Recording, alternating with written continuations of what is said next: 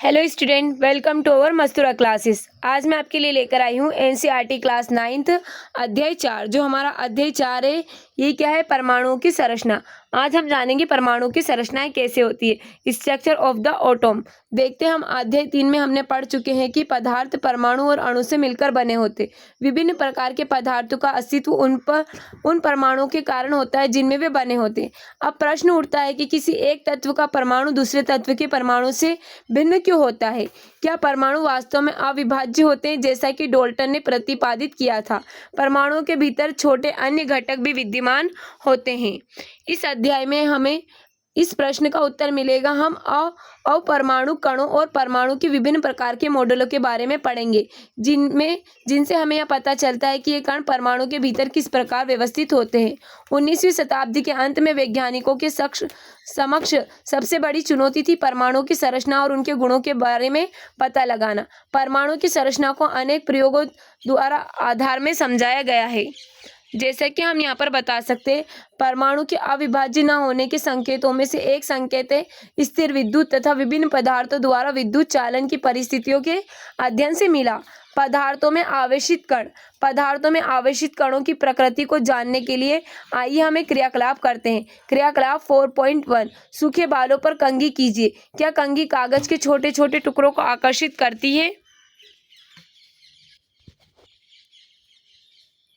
कांच की एक छड़ को सिल्क के कपड़े पर रगड़िए और इस छड़ को हवा से भरे गुब्बारे के पास लाइए। क्या होता है? ध्यान से देखिए। इस क्रियाकलाप से हम यह निष्कर्ष निकाल सकते हैं कि दो वस्तुओं को आपस में रगड़ने से उनमें विद्युत आवेश आ जाता है। यह आवेश कहाँ से आता है? इसका उत्तर तब मिला जब यह पता चला कि परमाणु विभाज्य है और आवेशित कणों से बना होता है। परमाणु में उपस्थित आवेशित कणों का पता लगाने में कई वैज्ञानिकों का योगदान है। 19वीं शताब्दी तक यह जान लिया गया था कि परमाणु साधारण और अविभाज्य कण नहीं है, बल्कि इसमें कम से कम एक अपरमाणु कण इलेक्ट्रॉन विद्यमान होता है, जिसका पता जे थॉमसन ने लगाया था। इलेक्ट्रॉन के संबंध में जानकारी प्राप्त होने के पहले ही ई गोल्डस्टीन ने 1886 में एक नए विकिरण की खोज की थी, जिन्हें हम केनोन रे नाम दिया। ये किरणें धनावेशित विकिरण थी, जिसके द्वारा अंततः दूसरे अपरमाणु कणों की खोज की गई। इन कणों का आवेश इलेक्ट्रॉन के आवेश के बराबर किंतु विपरीत था। इनका द्रव्यमान इलेक्ट्रॉन की अपेक्षा लगभग 2000 गुना अधिक होता है और उनको प्रोटॉन नाम दिया गया। सामान्यतः इलेक्ट्रॉन E- के द्वारा और प्रोटॉन को P+ के द्वारा दर्शाया जाता है। प्रोटॉन का द्रव्यमान 1 इकाई और इसका आवेश धन +1 लिया जाता है। इलेक्ट्रॉन का द्रव्यमान नगण्य होता है, इसका आवेश -1 माना जाता है।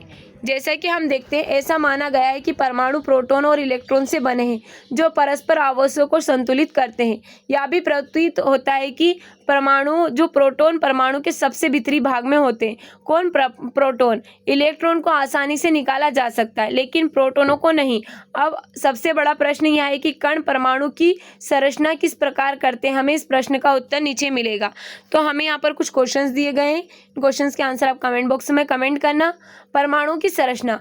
हमने अध्याय 3 में डाल्टन के परमाणु सिद्धांत के बारे में पढ़ा है, जिसके अनुसार परमाणु अविभाज्य और अविनाशी था। लेकिन परमाणु के भीतर दो मूल कणों इलेक्ट्रॉन और प्रोटॉन की खोज ने डाल्टन के परमाणु सिद्धांत की इस धारणा को गलत साबित कर दिया। अब यह जानना आवश्यक था कि इलेक्ट्रॉन और प्रोटॉन परमाणु के भीतर किस तरह व्यवस्थित है। इसको समझाने के लिए बहुत से वैज्ञानिकों ने भिन्न भिन्न प्रकार के मॉडल प्रस्तुत किए। जे थॉमसन पहले वैज्ञानिक थे जिन्होंने परमाणु की संरचना से संबंधित पहला मॉडल प्रस्तुत किया था। थॉमसन का परमाणु मॉडल। थॉमसन ने परमाणु की संरचना से संबंधित एक मॉडल प्रस्तुत किया जो क्रिसमस केक की तरह था। इसके अनुसार परमाणु एक धनावेशित गोला था, जिसमें इलेक्ट्रॉन क्रिसमस केक में लगे सूखे मेवों की तरह था। तरबूज का उदाहरण भी ले सकते हैं, जिसके अनुसार परमाणु में धन तरबूज के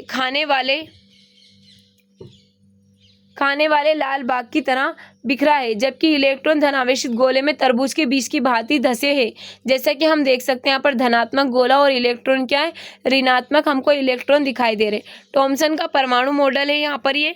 ब्रिटिश भौतिक शास्त्री जे थॉमसन 1856 से 1940 का, इनका जन्म 18 दिसंबर 1856 में मैनचेस्टर के कीचम हिल क्षेत्र में हुआ था। इलेक्ट्रॉन की खोज के कारण 1906 में उनको भौतिक शास्त्र में नोबेल पुरस्कार मिला। 35 वर्ष तक वह कैम्ब्रिज में केवेंडिश प्रयोगशाला में निर्देशक थे और उनके शोध के साथ सहयोगियों को भी आगे चलकर नोबेल पुरस्कार मिला। थॉमसन ने प्रस्तावित किया था कि परमाणु धन आवेशित गोले का बना होता है और इलेक्ट्रॉन उसमें धंसे होते। ऋणात्मक और धनात्मक आवेश परिमाण में समान होते, इसलिए परमाणु वैद्युतीय रूप से उदासीन होते हैं। यद्यपि थॉमसन के मॉडल से परमाणु के उदासीन होने की व्याख्या हो गई, किंतु दूसरे वैज्ञानिकों द्वारा किए गए प्रयोगों के परिणामों को इस मॉडल के द्वारा समझाया नहीं जा सका, जैसा कि हम आगे देखेंगे। रदरफोर्ड का परमाणु मॉडल। अर्नेस्ट रदरफोर्ड यह जानने के इच्छुक थे कि इलेक्ट्रॉन परमाणु के भीतर कैसे व्यवस्थित है। उन्होंने एक प्रयोग किया। इस प्रयोग में तेज गति से चल रहे अल्फा कणों को सोने की पन्नी पर टकराया गया। इन्होंने सोने की पन्नी इसलिए चुनी क्योंकि वे बहुत पतली परत चाहते थे। सोने की यह पन्नी 1000 परमाणु के बराबर मोटी थी। अल्फा कण द्वि आवेशित हीलियम कण होते हैं, अतः ये धन आवेशित होते हैं। चूंकि उनका द्रव्यमान 4u होता है, इसलिए तीव्र गति से चल रहे इन अल्फा कणों से में पर्याप्त ऊर्जा होती है। यह अनुमान था कि अल्फा कण सोने के परमाणु में विद्यमान अपरमाणु कणों के द्वारा विक्षेपित होंगे। चूंकि अल्फा कण प्रोटॉन से बहुत अधिक भारी थे, इसलिए उन्होंने इनके अधिक विक्षेपण की आशा नहीं की थी। यहाँ पर हम देख सकते हैं, हमें दिखाई दे रहा है सोने की परत द्वारा अल्फा कणों का प्रकीर्णन। तो यहाँ पर ये अल्फा कण है हमारे और ये सोने के परमाणु हमको दिखाई दे रहे हैं। अब हम यहाँ पर देखते हैं, लेकिन अल्फा कण प्रकीर्णन प्रयोग ने आशा के बिल्कुल विपरीत परिणाम दिया। इससे निम्नलिखित परिणाम मिले। तेज गति से चल रहे अधिकतर अल्फा कण सोने की पन्नी से सीधे निकल गए। कुछ अल्फा कण पन्नी के द्वारा बहुत छोटे कोण से विक्षेपित हुए। आश्चर्यजनक रूप से प्रत्येक 12,000 कणों में एक कण वापस आ गया। रदरफोर्ड के अनुसार यह परिणाम उसी प्रकार अविश्वसनीय था जैसे अगर आप एक 15 इंच के तोप के गोले को टिश्यू पेपर के टुकड़े पर मारते हैं और वह लौटकर आपको ही चोट पहुंचाता है। अब हम देखते हैं ई रदरफोर्ड 1871 से 1937 का जन्म। इनका जन्म कब हुआ था? 30 अगस्त 1871 में स्प्रिंग ग्रोव में हुआ था। उनको नाभिकीय भौतिकी का जनक माना जाता था। रेडियोधर्मिता पर अपने योगदान सोने की पन्नी के द्वारा परमाणु के नाभिक की खोज के लिए बहुत प्रसिद्ध हुए। 1908 में उनको नोबेल पुरस्कार भी मिला था। इस प्रयोग के निष्कर्ष को समझने के लिए मैदान में एक क्रियाकलाप करते हैं। मान लें कि एक बच्चा अपनी आंखों को बंद किए हुए एक दीवार के सामने खड़ा है। उसे दीवार पर कुछ दूरी से पत्थर फेंकने को कहें। प्रत्येक पत्थर के दीवार से टकराने के साथ ही वह एक आवाज सुनेगा। अगर वह इस 10 बार दोहराएगा तो वह 10 बार आवाज सुनेगा। लेकिन जब आंख बंद किया हुआ बच्चा तार से घिरी हुई 4 दीवारें पर पत्थर फेंकेगा तो अधिकतर पत्थर उसे घेरे पर नहीं टकराएंगे और कोई आवाज सुनाई नहीं पड़ेगी, क्योंकि घेरे के बीच में बहुत सारे खाली स्थान है जिनके बीच पत्थर निकल जाता है। इसी तर्क के अनुसार अल्फा कण प्रकीर्णन प्रयोग के आधार पर रदरफोर्ड ने निम्न परिणाम निकाले। परमाणु के भीतर अधिकतर भाग खाली है, क्योंकि अधिकतर अल्फा कण बिना विक्षेपित हुए सोने की पन्नी से बाहर निकल जाते हैं। बहुत कम कण अपने मार्ग से विक्षेपित होते हैं, जिससे यह ज्ञात होता है कि परमाणु में धन आवेशित भाग बहुत कम है। बहुत कम अल्फा कण 180 डिग्री पर विक्षेपित हुए थे, जिससे यह संकेत मिलता है कि सोने के परमाणु का पूर्ण धन आवेशित भाग और द्रव्यमान परमाणु के भीतर बहुत कम आयतन में सीमित है। प्राप्त आंकड़ों के आधार पर उन्होंने यह निष्कर्ष निकाला कि नाभिक की त्रिज्या परमाणु की त्रिज्या से 10⁵ गुना छोटी होती है। अपने प्रयोगों के आधार पर रदरफोर्ड का नाभिकीय मॉडल प्रस्तुत किया, जिसके निम्नलिखित लक्षण थे। परमाणु का केंद्र धन आवेशित होता है, जिसे नाभिक कहा जाता है। एक परमाणु का लगभग संपूर्ण द्रव्यमान नाभिक होता है। इलेक्ट्रॉन नाभिक के चारों ओर वर्तुलाकार मार्ग में चक्कर लगाते हैं। नाभिक का आकार परमाणु के आकार की तुलना में काफी कम होता है। रदरफोर्ड के परमाणु मॉडल की कमियां। वर्तुलाकार मार्ग में चक्रण करते हुए इलेक्ट्रॉन का का स्थायी हो पाना संभावित नहीं है। कोई भी आवेशित कण गोलाकार कक्ष में त्वरित होगा। त्वरण के दौरान आवेशित कणों से ऊर्जा विकिरण होगा। इस प्रकार स्थायी कण में घूमता हुआ इलेक्ट्रॉन अपनी ऊर्जा विकृत करेगा और नाभिक से टकरा जाएगा। अगर ऐसा होता है तो परमाणु अस्थिर होता है, जबकि हम जानते हैं कि परमाणु स्थायी होते हैं। बोर का परमाणविक मॉडल। अब हमने देखा था, अब हम बोर का परमाणु मॉडल देखेंगे।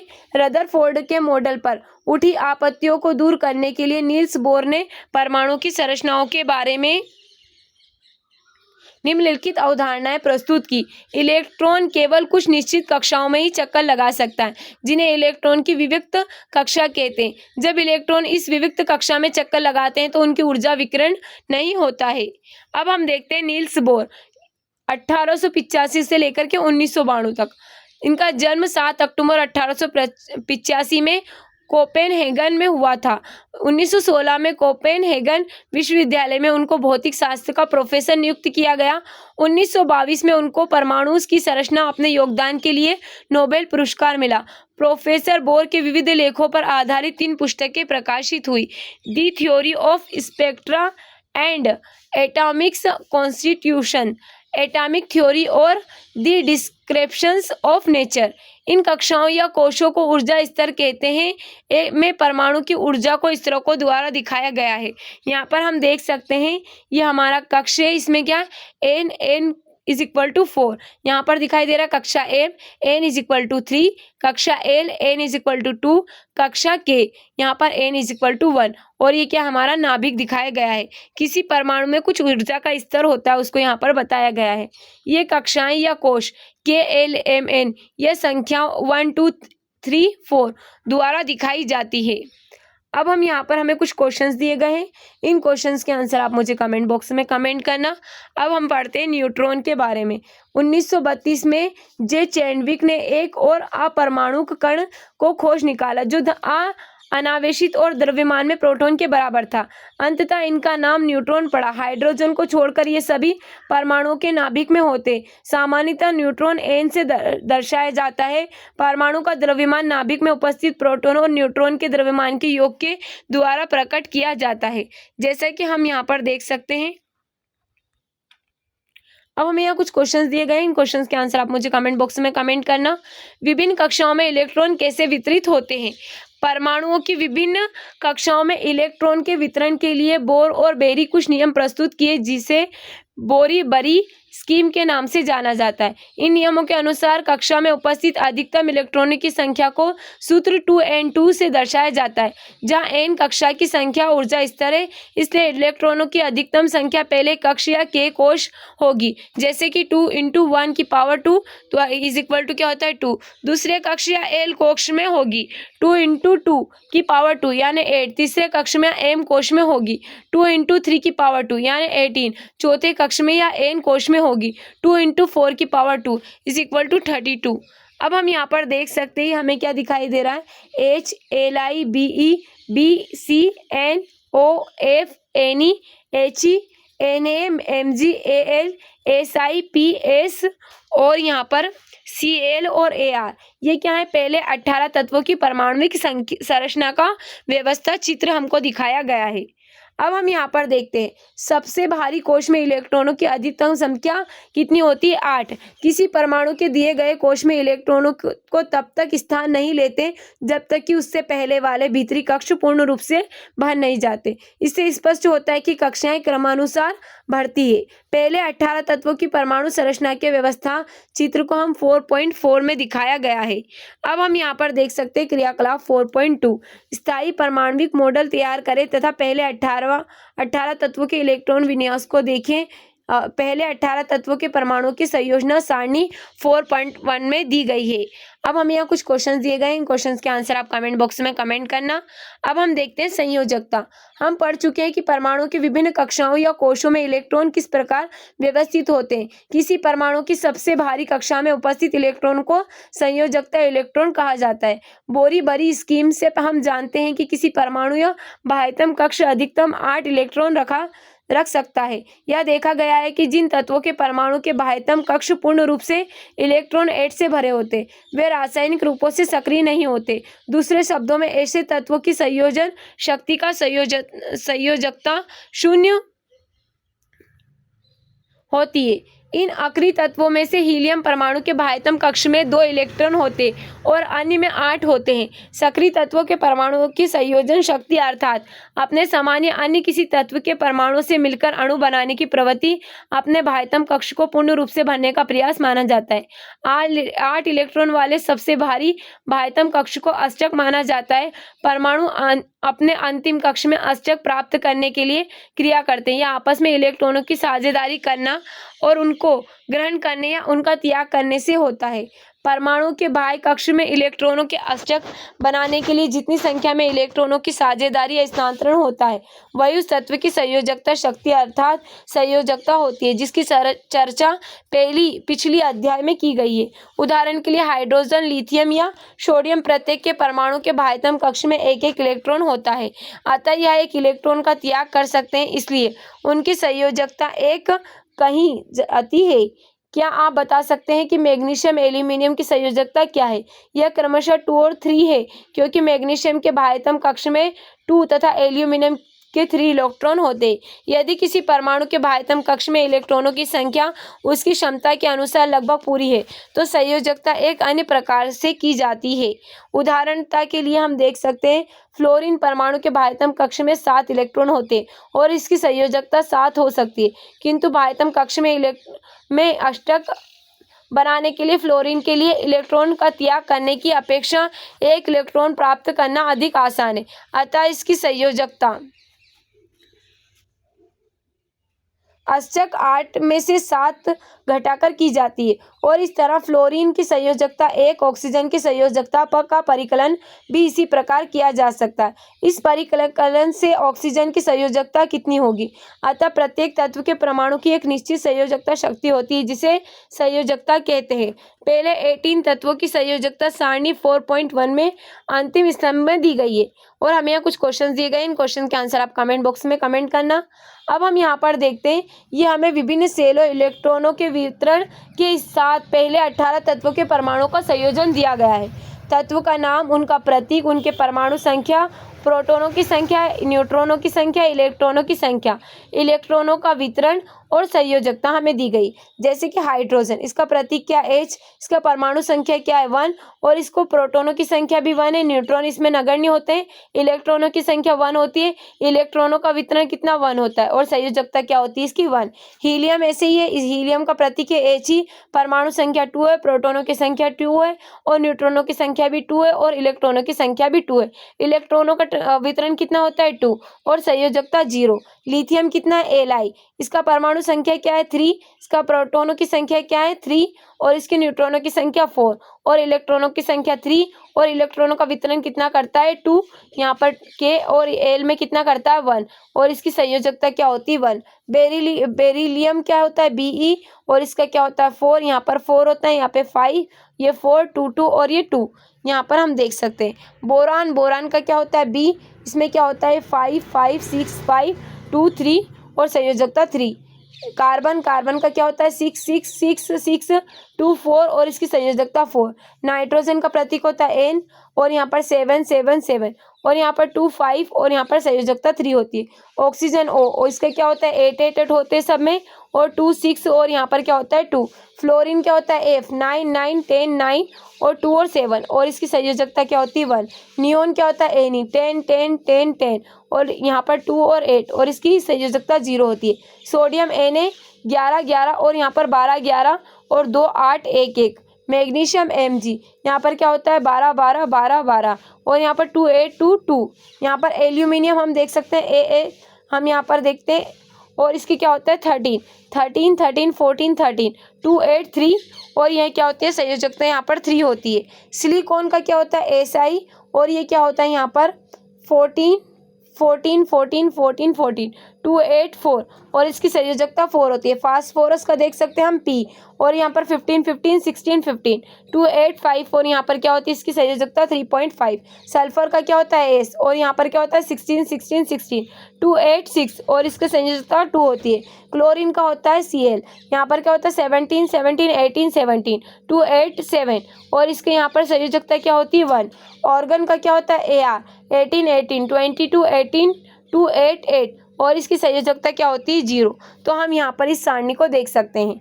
अब हम यहाँ पर देखते हैं परमाणु का संख्या तथा द्रव्यमान संख्या। जो परमाणु की संख्या होती है और उसकी द्रव्यमान संख्या के बारे में हम जानेंगे।